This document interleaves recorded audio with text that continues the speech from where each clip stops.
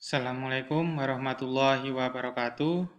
Di sini saya akan mempresentasikan tugas paper mata kuliah Teknologi Perpipaan yang berjudul Sistem Perpipaan pada Hotel atau biasa yang disebut Sistem Plumbing. Penyusunan atas nama saya sendiri yang bernama Dendri Stanto, dosen pembimbing yang bernama Bapak Muhammad Samsiro, jurusan Teknik Mesin Universitas Jana Badra. Yang pertama, kita membahas sistem plumbing. Yang dimaksud sistem plumbing adalah sistem perpipaan dalam suatu bangunan atau gedung yang berlantai satu atau bertingkat, yang biasanya digunakan juga pada hotel.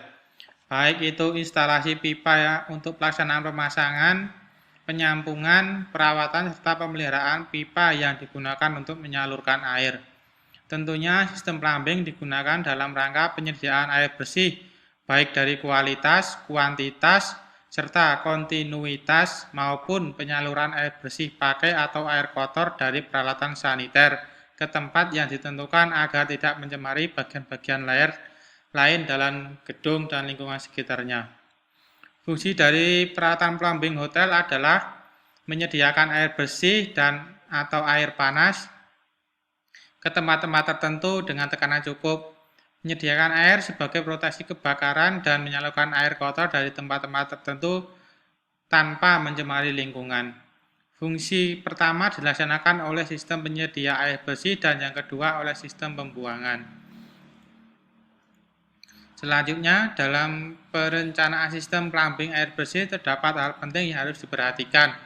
Yang pertama, kualitas air yang akan didistribusikan, sistem penyediaan air yang akan digunakan, pencegahan pencemaran air dalam sistem, laju aliran dalam pipa, kecepatan aliran dan tekanan air, serta permasalahan yang mungkin timbul jika dilakukan penggabungan antara cadangan air atau air bersih dan pencegahan pemadam kebakaran.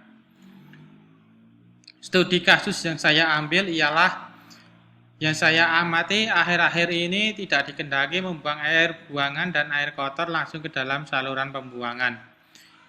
Saya berpikir penyelesaiannya menggunakan air limbah dibuang ke saluran air kotor dan bak peresapan setelah itu diresapkan ke dalam tanah dengan catatan tentunya setelah melalui pengolahan terlebih dahulu. Untuk membuat bak peresapan itu mempunyai ketentuan-ketentuan. Yang pertama, tidak mencemari sumber air minum yang ada di daerah sekitar bak air di permukaan tanah maupun air di bawah permukaan tanah. Yang kedua, tidak mengotori permukaan tanah. Ketiga, menghindari tersebarnya cacing tambang pada permukaan tanah. Keempat, tidak menimbulkan bau yang mengganggu. Kelima, konstruksi agar dibuat secara sederhana dan bahan yang mudah didapat dan murah. Yang keenam, jarak minimal antara sumber air dengan bak resapan 10 meter.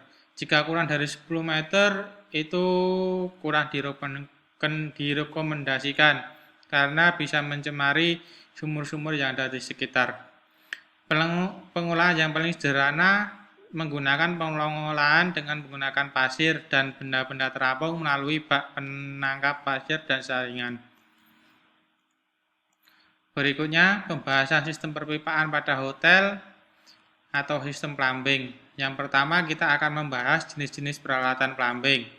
Yang pertama, peralatan untuk menyediakan air bersih atau air bersih untuk minum. Yang kedua, peralatan untuk menyediakan air panas. Ketiga, peralatan untuk pembuangan air buang atau air kotor. Keempat, peralatan saniter atau yang biasa disebut plumbing fixture. Yang berikutnya adalah perancangan sistem penyediaan air bersih. Yang pertama, biasanya menggunakan sistem sambungan langsung. Sistem ini, pipa didistribusikan dalam gedung disambung langsung dengan pipa utama penyediaan air bersih. Contohnya pipa utama di bawah jalan dari PDAM. Karena terbatasnya tekanan dalam pipa utama dan dibatasi ukuran pipa cabang dari pipa utama tersebut, maka sistem ini banyak diterapkan untuk perumahan atau gedung-gedung kecil dan rendah. Seperti ini gambar dari sistem sambungan langsung. Yang berikutnya Sistem tangki atap. Dalam sistem ini, air ditampung terlebih dahulu dalam tangki bawah, dipasang pada lantai terendah bangunan atau di bawah muka tanah. Lalu dipompakan ke tangki atas yang biasanya dipasang lantai tertinggi bangunan. Dari tangki ini, air didistribusikan ke seluruh bangunan. Contohnya seperti ini. Ini merupakan proses flow diagram sistem tangki atap. Berikutnya sistem tangki tekan. Prinsip kerja dari sistem ini adalah air yang telah ditampung dalam tangki di bawah dipompakan ke dalam suatu bejana tangki tertutup sehingga udara di dalamnya terkompresi. Air dari tangki tersebut dialirkan ke dalam sistem distribusi bangunan. Pompa bekerja secara otomatis yang diatur oleh suatu detektor tekanan yang menutupi atau membuka saklar motor listrik penggerak pompa. Pompa berhenti bekerja kalau tekanan tangki telah mencapai batas maksimum yang telah ditetapkan dan bekerja kembali setelah tekanan mencapai batas minimum yang ditetapkan pula. Daerah fluktuasi tekanan ini biasanya ditetapkan antara 1 sampai 1,3 kg per cm persegi. Ini merupakan proses flow diagram dari sistem tangki tekan. Berikutnya, tekanan air dan kecepatan aliran. Yang dimaksud tekanan air ini adalah tekanan air yang kurang mencukupi akan menimbulkan kesulitan dalam pemakaian air. Tekanan yang berlebihan dapat menimbulkan kerusakan. Sebabnya karena terkena pancaran air serta mempercepat kerusakan peralatan plumbing dan menambah kemungkinan timbulnya pukulan air. Secara umum dapat dikatakan besarnya tekanan standar adalah 1 kg per cm persegi. Sedangkan tekanan statik sebaiknya diusahakan antara 4 sampai dengan 5 kg per cm persegi. Untuk hotel itu kira-kira memakai antara 2,5 sampai 3,5 kg per cm persegi. Pemakaian air rata-rata per hari di hotel mencapai 250 sampai 300 liter. Jangka waktu pemakaian air rata-rata sehari 10 jam.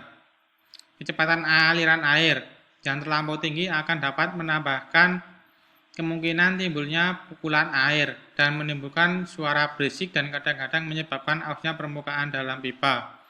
Biasanya digunakan standar kecepatan sebesar 0,9 sampai dengan 1,2 meter per detik dan batas maksimumnya antara 1,5 sampai 2 meter per detik. Selanjutnya, tekanan yang dibutuhkan alat plumbing sebagai berikut. Kita bisa melihat di tabel ini nama alat plumbing, tekanan yang dibutuhkan, tekanan standar. Contohnya katup gelontor kloset itu memerlukan tekanan yang dibutuhkan 0,7, katup gelontor peturasan memerlukan tekanan 0,4 dan seterusnya. Berikutnya, pemasangan tangki dalam bangunan atau hotel. Yang pertama, pemasangan tangki di lantai bangunan. Ini merupakan gambar pemasangan tangki di lantai bangunan yang benar. Yang kedua, ruang bebas atau ruang bebas untuk pemeriksaan sekeliling tangki. Kenapa diperlukan ruang bebas untuk pemeriksaan di sekeliling tangki? Karena untuk melakukan pemeriksaan dan perawatan. Ruang bebas ini sekurang-kurangnya 45 cm pada bagian atas tangki. Ruang bebas ini harus cukup besar bagi orang untuk membuka tutup manhole dan masuk ke dalam tangki untuk keperluan dalam perawatan. Dan ini gambarnya dari ruang bebas untuk pemeriksaan sekeliling tangki. Berikutnya, pemasangan pipa-pipa dan peralatan sekeliling tangki. Pemasangan pipa-pipa pada peralatan pompa, ketel uap, mesin refrigerasi yang melintang di atas plat tutup tangki harus dihindarkan, apalagi pipa-pipa yang akan menembus tangki. Keempat, lubang perawatan manhole. Setiap tangki harus dilengkapi dengan lubang bertutup untuk memudahkan perawatan dengan ukuran yang cukup agar orang dapat masuk ke dalam tangki melakukan perawatan atau melakukan pembersihan. Yang kelima, konstruksi yang mencegah air diam. Solusinya menjauhkan lubang pipa masuk dan keluar tangki sehingga terjadi pergerakan air. menggunakan ukuran dan bentuk tangki yang sesuai kebutuhan. Jangan terlalu besar dan jangan terlalu kecil. Kita harus menyesuaikan dengan kebutuhan. Pipa peluap, setiap tangki harus dilengkapi dengan pipa peluap untuk membuang air apabila telah melewati batas maksimum tangki. Yang ketujuh, pipa fan untuk memasukkan atau mengeluarkan udara tangki pada volume air berkurang atau bertambah. Selanjutnya, perancangan sistem pipa air dingin. Yang pertama, menggunakan sistem pengaliran distribusi ke atas. Sistem ini, pipa utama dipasang dari tangki atas ke bawah sampai langit-langit lantai terbawah dari gedung, kemudian mendatar dan bercabang tegak ke atas untuk melayani lantai-lantai di atasnya. Contohnya seperti ini. Berikutnya, ada sistem pengaliran distribusi ke bawah. Ini kebalikan dari yang di atas tadi. Di sini pipa utama dari tangki atas dipasang mendatar di dalam lantai teratas dari gedung. Dan dari pipa mendatar ini dibuat cabang tegak ke bawah untuk melayani lantai-lantai di bawahnya. Contoh gambarnya itu seperti ini atau bisa disebut proses flow diagramnya. Berikutnya, perancangan sistem pipa air panas. Menurut sistem pipanya ada dua macam. Yang pertama, sistem aliran ke atas upfeed. Air panas dialirkan ke alat-alat pumping melalui pipa cabang dari pipa utama yang dipasang pada lantai terbawah. Contoh gambarnya seperti ini. Berikutnya, kedua, sistem aliran ke bawah, downfeed. Downfeed ini air panas dialirkan ke alat plumbing melalui pipa cabang dari pipa utama yang dipasang pada lantai teratas gedung.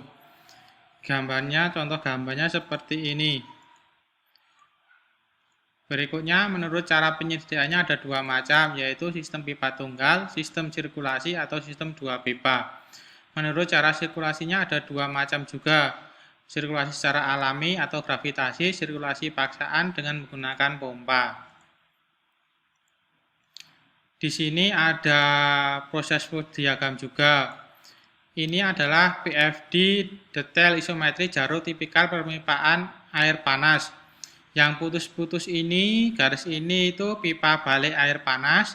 Yang lurus nggak ada putusnya ini pipa air panas. Yang dimaksud SH ini shower. Dan yang L ini lavatory. Berikutnya, di sini ada piping and instrument diagram PNID. Di sini adalah PNID plumbing dalam hotel.